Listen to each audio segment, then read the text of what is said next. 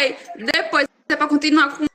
Boa noite, meu nome é Laisa e o meu grupo vai falar sobre a subcultura em série in vitro para melhorar o enraizamento do eucalipto, a Urofila.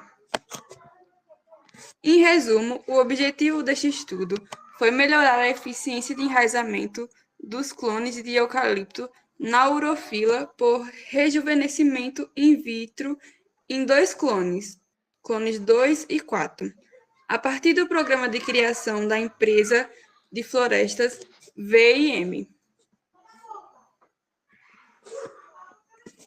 Uma cultura in vitro começou com 200 meristemas de cada clone, que foram excisados, desinfetados e inoculados em meio de cultura. Quando os brotos desses primeiros meristemas inoculados atingiram uma altura de 3 centímetros, 100 novas regiões meristemáticas de 5 centímetros foram isoladas e inoculadas em meio de cultura. Os outros brotos foram inoculados em um meio de enraizamento, onde permaneceram por 30 dias. Após esse período, as plantas foram aclimatadas e usadas como plantas de estoque para a produção de tiro em um beroário comercial. Esse processo foi repetido até que a silvagem atingisse uma taxa de 80%.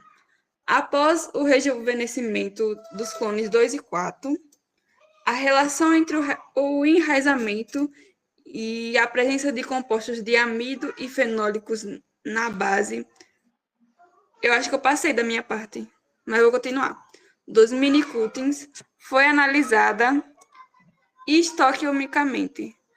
Para o clone 2, foram necessárias 3 subculturas in vitro para aumentar a taxa de enraizamento e para o clone 4, apenas uma cultura in vitro foi necessária. Reinvigoração ou rejuvenescimento in vitro é um fator determinante para uma maior eficiência de enraizamento de miniculturas dos clones 2 e 4. A produção de fibras esclerênquima ao redor do cilindro vascular e a produção de amido e compostos fenólicos está diretamente relacionada à eficiência do enraizamento. Pronto. Boa noite. Falando sobre os objetivos do estudo, foram necessários determinar a eficácia da reinvigoração in vitro no aumento da taxa de enraizamento ex vitro de clones de eucalipto urofila de difícil enraizamento. Foram também usadas estratégias para realizar a tarefa, como os tipos de utilização, o processo de obtenção de plantas e a subcultura e enraizamento. Sobre a utilização, foram utilizados 2 clones comerciais, o 2 e o 4, do programa de criação da empresa VIM, com métodos de cultura in vitro e enraizamento, incluindo subculturas e o uso de meio de cultura específico, que serão explicados mais à frente por Brian e Daisy. No processo de obtenção de plantas, eles deram início com ápices de 1 centímetro desinfetados, isolamento de regiões meristemáticas e cultivo em meio MS, livre de hormônios. Na subcultura e enraizamento, eles fizeram transferência por meio de multiplicação subculturais para atingir a altura de 3 centímetros. E, posteriormente, em meio com a IBA.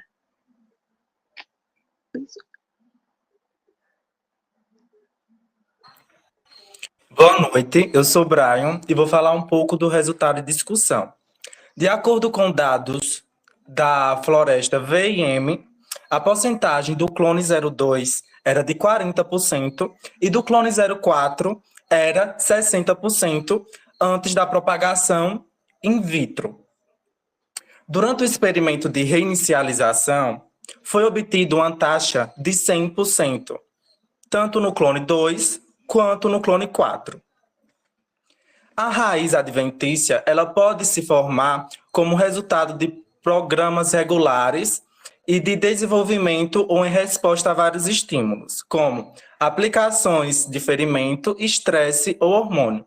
Os hormônios vegetais, eles desempenham um importante papel no controle da formação da raiz adventista, à medida em que elas respondem ao ambiente. E o resultado é que o clone 04, ele contém menos inibidores de enraizamento que o clone 02, ou altos níveis de alzina, uma vez em que uma subcultura in vitro já era o suficiente para esse rejuvenescimento. E essas minicultas, por sua vez, enraizá-las. Olá, eu sou Daisy e vou dar continuidade. Então, os pesquisadores eles estudaram partes do caule das ministaicas de clones eucaliptus eurofilas, observando especialmente a parênquima medular, que é o tecido dentro do caule, e os grãos de amidos, né, que é uma reserva de energia das plantas, usando a coloração de Lucol. Então, o que eles viram? As plantas matrizes do viveiro e os clones de várias gerações, da geração 1, 2, 3, que elas tinham diferenças na quantidade de amido, né? Os clones 02 e 04 mostraram amido na parênquima medular das plantas do viveiro e a quantidade de amido foi diminuindo a cada nova geração, especialmente na geração 2 e 3. Essa diminuição indica menos reserva de energia, conforme a planta é cultivada várias vezes. Assim, segundo os estudos anteriores, tecidos mais jovens e com mais energia são melhores para formar raízes, porque eles favorecem a desdiferenciação celular, né, que as células voltam basicamente a ser mais simples, entre aspas, e a divisão celular, né, que é o processo importante aí para regenerar a planta. Boa noite, me chamo Webster, dando continuidade no que foi falado por Daisy. Eu irei falar sobre os principais resultados.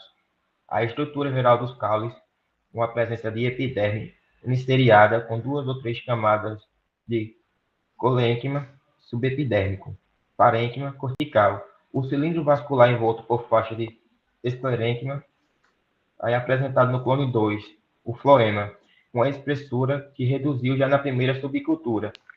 E já no córtex, o xilema e esclarênquima reduz só na terceira geração, com a maior taxa de enraizamento. Já no clone 4, ocorre uma redução de xilema e esclarênquima. Já na primeira geração, o aumento na taxa do enraizamento. Aí o clone 4 se mostrou mais eficiente após a primeira subcultura, diferente do clone 2, que precisou de mais etapas e ciclos para poder atingir o mesmo resultado.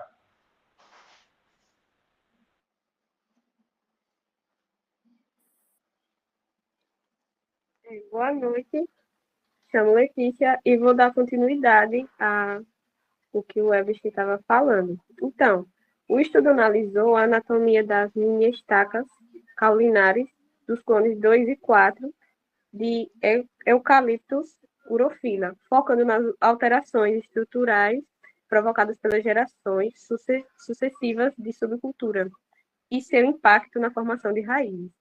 Agora, analisando a figura 5, ela mostra secções transversais da base das mini-estacas coradas com cloreto ferroso para evidenciar compostos fenólicos.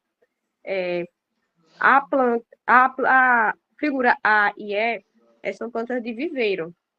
Já B, C, D e F, elas são da primeira a terceira geração de subcultura. As setas pretas, elas indicam presença de compostos fenólicos. As estruturas marcadas com as letras EX é o córtex, XL é o xilema e MP, parênquima medular.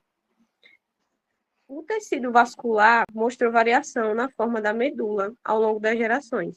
As mini-estacas formaram raízes adventícias com conexão vascular após 21 dias.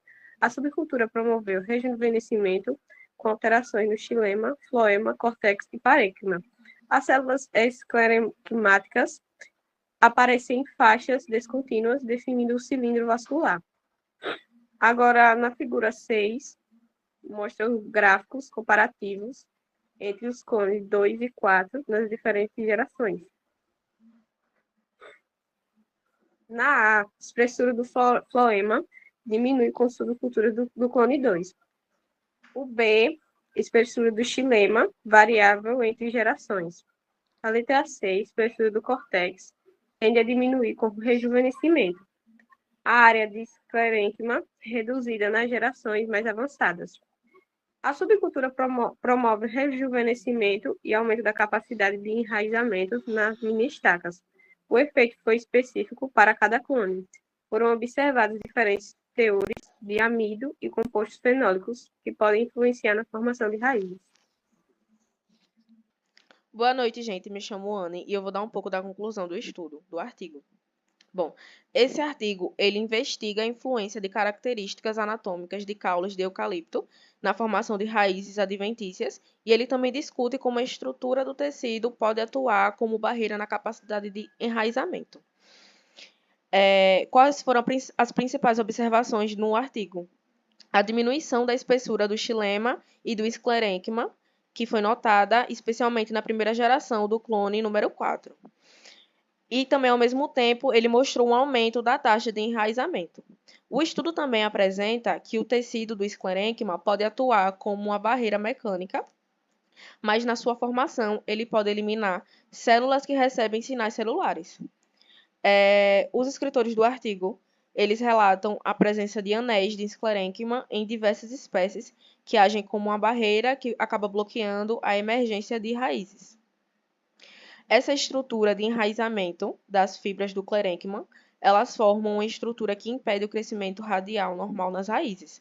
Então, acaba que eles observam a maior dificuldade nas espécies de anéis que têm o esclerênquima mais contínuos. Qual é a origem de raízes adventícias? A origem de raízes adventícias, ela vem do tecido jovem do floema secundário e é representante pelo pecíolo do caule e de outros tecidos também. O cilindro vascular também atua como uma barreira anatômica que pode afetar a emergência de raízes adventícias. E como a gente viu que eles usaram dois clones, o clone 2 e o clone 4, no estudo, o clone 2 ele acabou diminuindo a espessura do floema nas mini-estacas desde a primeira geração. E também teve redução nas espessuras do córtex, xilema e esclerênquima já na terceira geração. E também vale ressaltar que a maior taxa de enraizamento foi registrada na terceira geração. Já no clone 4, a redução de espessura de xilema e esclerênquima aconteceu na primeira geração e aí coincidiu com o aumento na taxa de enraizamento na primeira geração também. E eles sugerem uma possível influência negativa de barreiras anatômicas na formação de raízes adventícias. Cláudia, você pode passar o slide, por favor? Para finalizar, a micropropagação e um método eficaz para aumentar a taxa de enraizamento em clones de eucalipto tem variações e necessita de rejuvenescimento entre os clones analisados, que foi analisado nos estudos. A investigação desse estudo aponta que a diminuição gradual do amido de mini-estacas e a presença de compostos fenólicos, podem contribuir para inibições no enraizamento e acaba se atrelando ao contexto e na presença de fibras de esclerênquima ao redor do xilema. E é isso, gente.